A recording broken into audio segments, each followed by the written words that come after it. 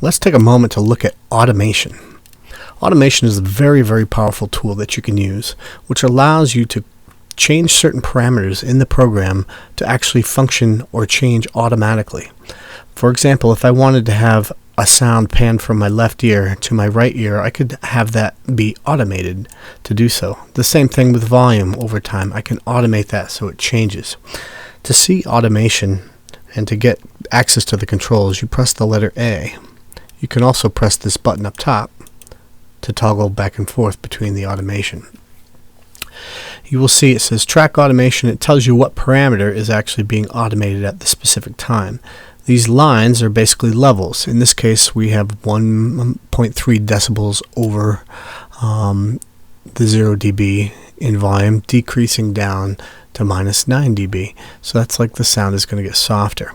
And I can program these all by adding nodes, double clicking on them and dragging them around. So I can do it all by hand. If I want to do it automatically while the music is actually playing along, I can do that too. Let's take a look at this file right here. I'm going to solo this. So this is the only track that I'll hear. And right now there's no automation whatsoever. I'll put my playhead right there.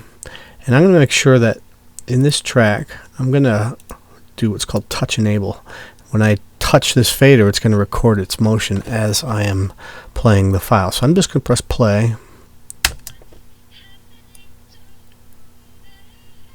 And I'm going to drop this down.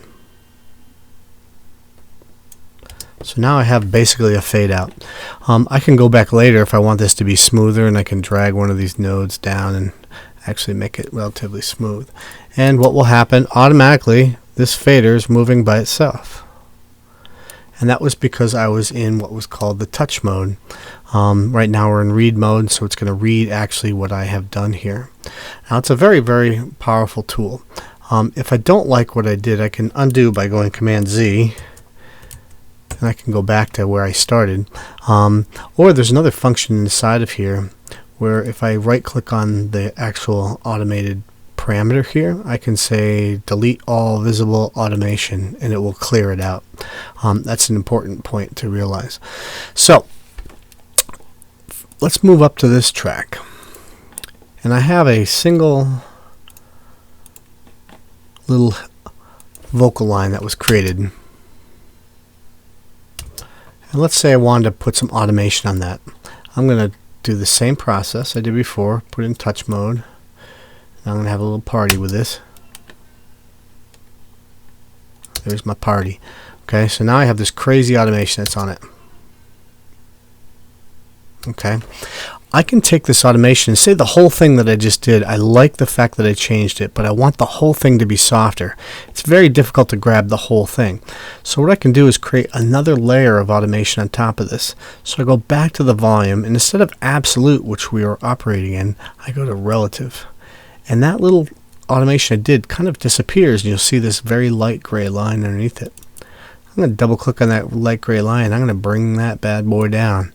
So now this whole automation is still there, but it's all much quieter.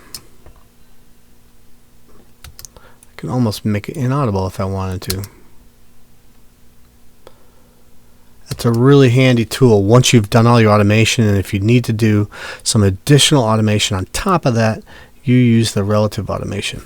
Now I'm going to press Command Z to go back to the point where we began, and I can use another function here which is kind of interesting.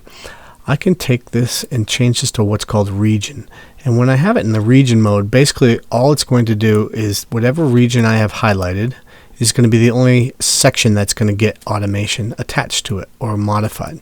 So I'm back in touch mode. I do the exact same thing, but what's going to happen, everything before it stays the same, but I'm going to be basically attaching the automation to this particular region. So now that's region automation, and what's nice about that is when I turn off automation and I decide to loop something, right? Put the automation back on, you'll see that I applied that automation to every single loop that I have done. What I haven't tried is what if I option clicked and dragged? What happens to that automation? Does it disappear? back to region automation, it copies it as well. So it attaches it directly to that region, which is a very handy feature when you want to have loops that have the same kind of automation attached to it. Now again, if I wanted to take that region automation and make it quieter, I could do the same thing where I go up to main, volume, relative, and it makes that all disappear, get quiet. Now when I drop this down, it's going to just make that region quieter, and I'm not altering the rest of it. Because you know how when I dragged this before, it actually alters the volume of the entire track. This actually only altered the volume of that particular sample. So it's actually a very, very powerful tool. If you're not into that kind of automation, I know a couple engineers that like to just, when they automate, they're usually just fading out particular sections and they don't want to use that automation tool.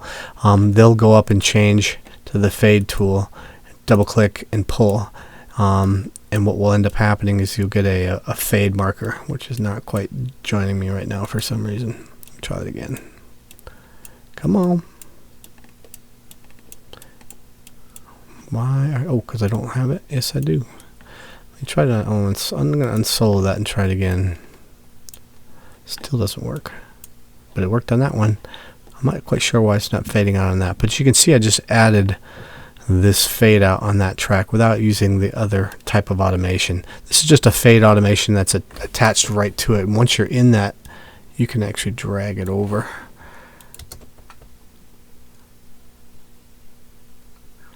Now the one thing that I was told, which can be a bit of a problem with the automation, is if you have region automation and you have track automation at the same time, they could potentially fight each other, and so your fader will start like freaking out completely.